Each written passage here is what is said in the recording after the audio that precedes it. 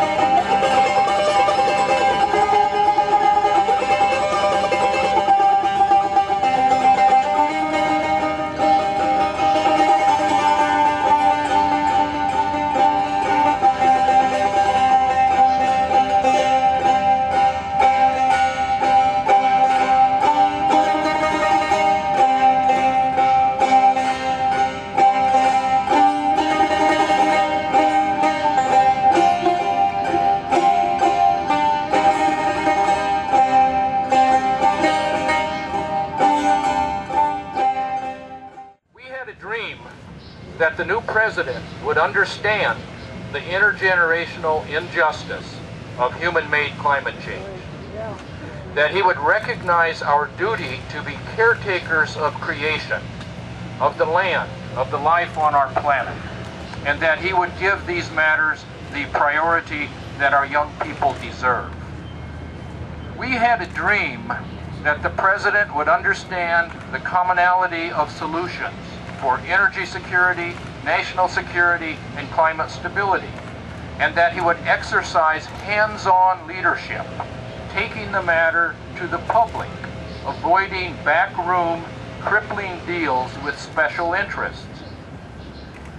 We had a dream that the president would stand firm as Abraham Lincoln when he faced the earlier great moral issue of slavery. And like Franklin Roosevelt and Winston Churchill, he would speak with the public, enlisting their support and reassuring them. Well, perhaps our dreams were unrealistic. It is not easy to find an Abraham Lincoln or a Winston Churchill. But we will not give up. There can be no law or no regulation that stops us from acting on our dreams. Have no doubt that if the Tarsands Pipeline is approved, we will be back and our numbers will grow. For the sake of our children and grandchildren, we must find someone who is worthy of our dreams.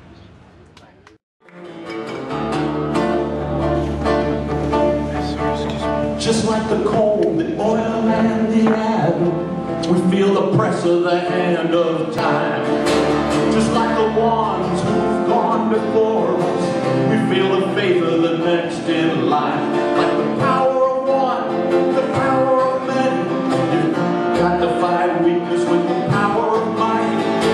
You fight wrong with the power of justice, fight darkness with light.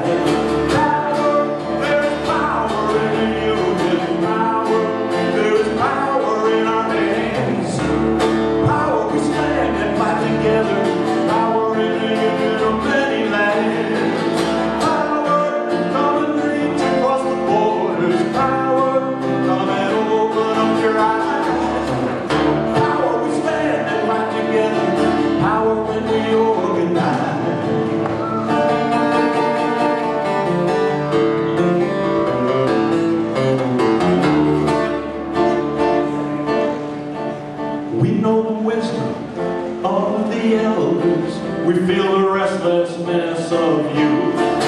We hear the thunder of the lies. We hold aloft the light of truth. We raise the banner of our union. We lift our voices to the sky. This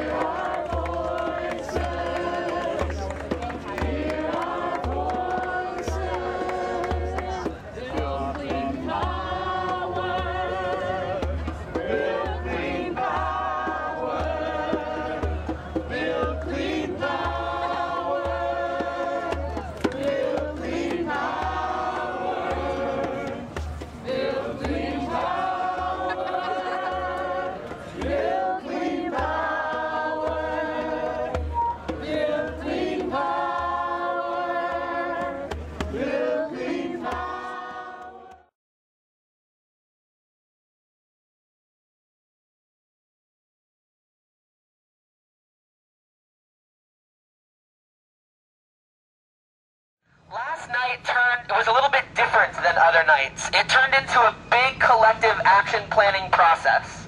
And the reason for that is because it's a state of emergency that was declared in Washington, D.C.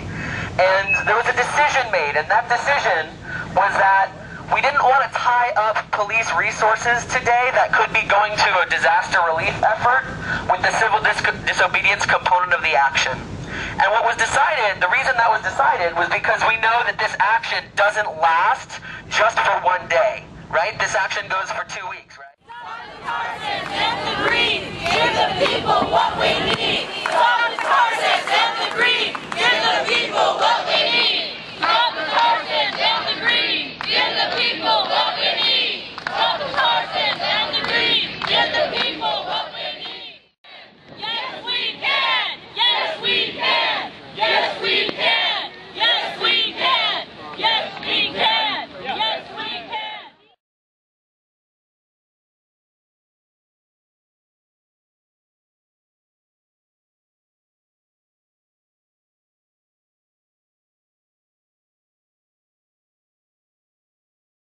The last time I was arrested was also for an environmental action about 6 years ago. This concerned a coal-powered plant out in Maryland that was a serious violation of emissions, and several of us got arrested, and it made a difference. So I hope we can make a difference here. Great, thank you.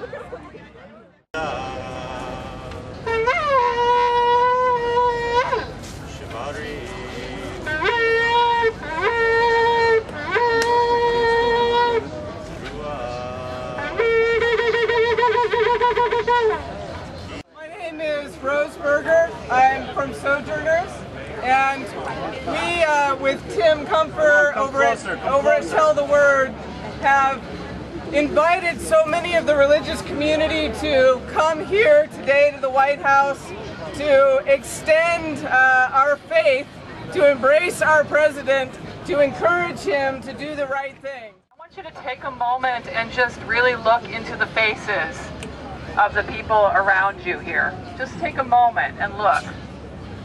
You're looking into the faces of people who have decided not to turn away from this painful and destructive project.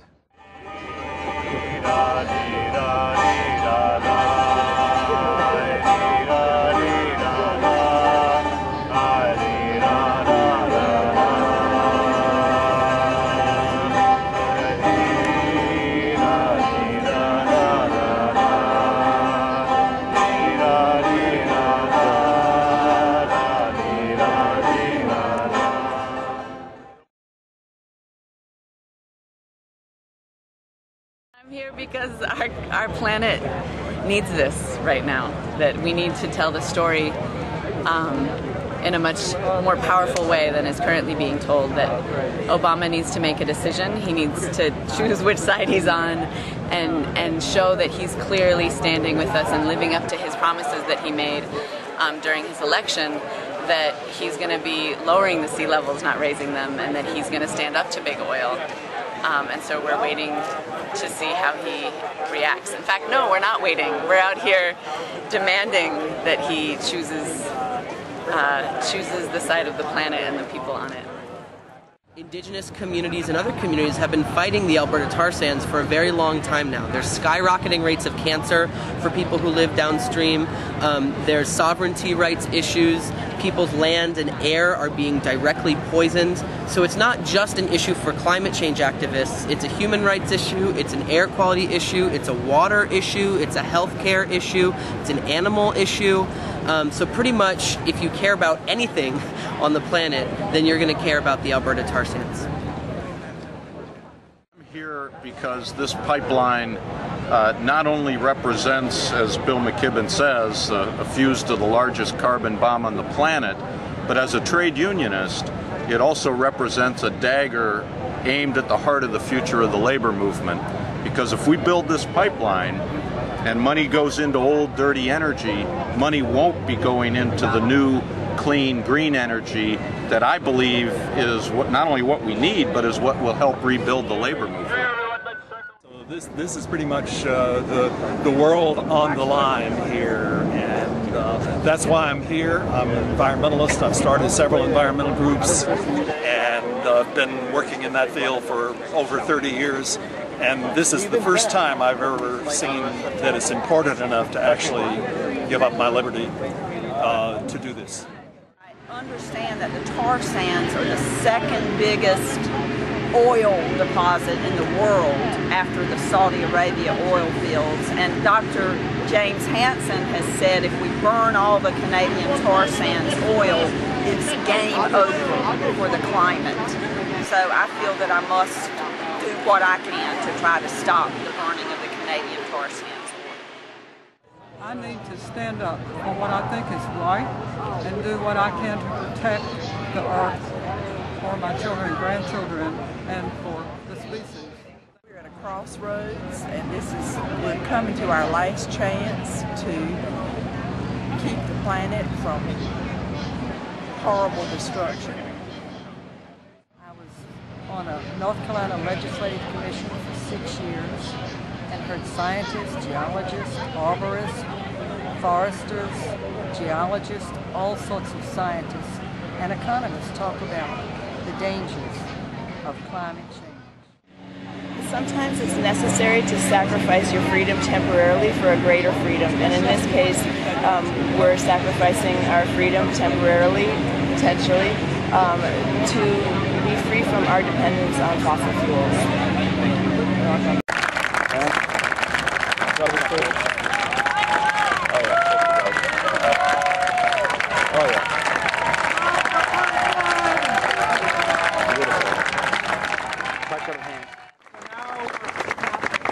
Now we're down at the White House, and we're asking the president to do something that is entirely within his power to do.